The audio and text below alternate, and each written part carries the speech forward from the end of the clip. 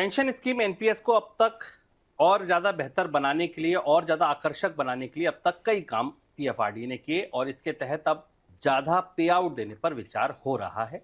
सुझाव देने के लिए पेंशन रेगुलेटर पीएफआरडीए ने 15 सदस्यों का एक एक्सपर्ट पैनल बनाया है। ये पैनल सुझाव देगा कि एनपीएस के तहत गारंटीड पे आउट की व्यवस्था कैसे की जा सकती है।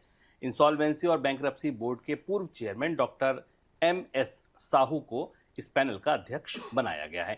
सर, क्या मकसद है इसका? इस खबर को थोड़ा ध्यान से समझिएगा और अगर आप पेंशन में निवेश नहीं करते हैं, पेंशन के बारे में जानना चाहते हैं तो भी इस पर निगाह रखिएगा, क्योंकि पीएफआरडीए जो भारत का पेंशन फंड रेगुलेटर है उसने पिछले एक साल में पेंशन की व्यवस्था में काफ़ी बड़े बदलाव किए हैं, नए तरीके की स्कीमें आई हैं।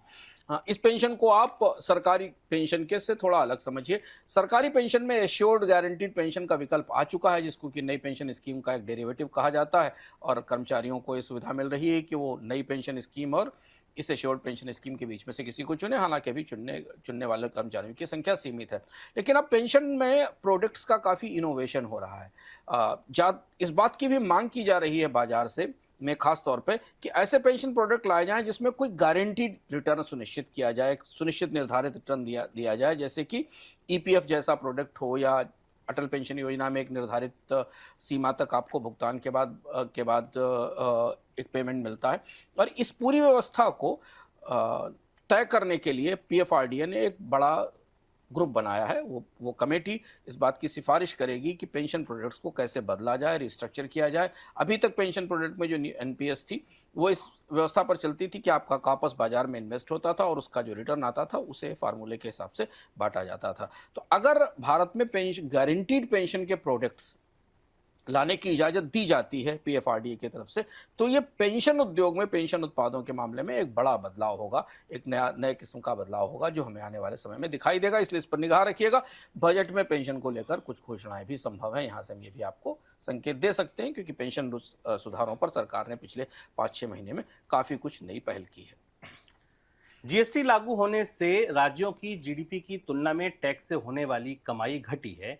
पीआरएस लॉजिस्टिक रिसर्च की रिपोर्ट बताती है कि जीएसटी लागू होने से पहले वित्त वर्ष 2016 के दौरान राज्यों की जीडीपी की तुलना में जो टैक्स की कमाई थी वो 6.5% थी। वित्त वर्ष 2024 में ये घटकर 5.5% रह गई है। सर, सबसे ज्यादा असर किन राज्यों पर है और क्या बता रहे हैं राजस्व के ये आंकड़े? आंकड़े बता रहे हैं, और ये जो जीएसटी को लेकर जो चर्चाएं लगातार चल रही थी, जो नई कटौती के बाद, वो धीमे धीमे अब पुष्ट होती जा रही है। हमने आपको इससे पहले बताया था कि केंद्र सरकार के राजस्व में कमी आई है। राज्यों की स्थिति थोड़ा और पीछे जाकर जो देखने को मिलती है वो भी अब चुनौतीपूर्ण बन रही है। जब तक जीएसटी की दरें ऊंची थी, केंद्र सरकार कंपेंसेशन देती थी, तब तक तो परिस्थिति ठीक थी। अब जो आंकड़े बता रहे हैं कि जीएसटी का राजस्व जो जीडीपी के अनुपात में 6.5% से घट के 5.5% पर 5.5% पर आ गया है।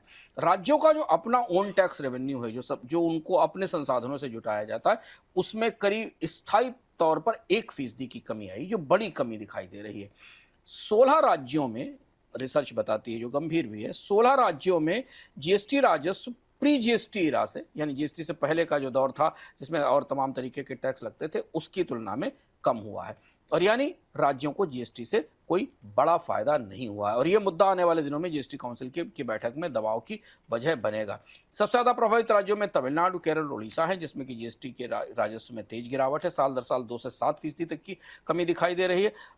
जो अक्टूबर के ताजे आंकड़े हमारे पास हैं, उसमें औद्योगिक खनन वाले राज्यों में झारखंड, उत्तराखंड, आंध्र प्रदेश, मध्य प्रदेश और कुछ सेवा प्रधान राज्यों में जहां पर उद्योग और सर्विसेज हैं, वहां पर जीएसटी में इसके संग्रह में गिरावट है। तो यानी अब ये जीएसटी की जो गिरावट अगर राज्यों में देखें तो उत्पादक और उपभोक्ता दोनों तरीके के राज्यों में फैल चुकी है।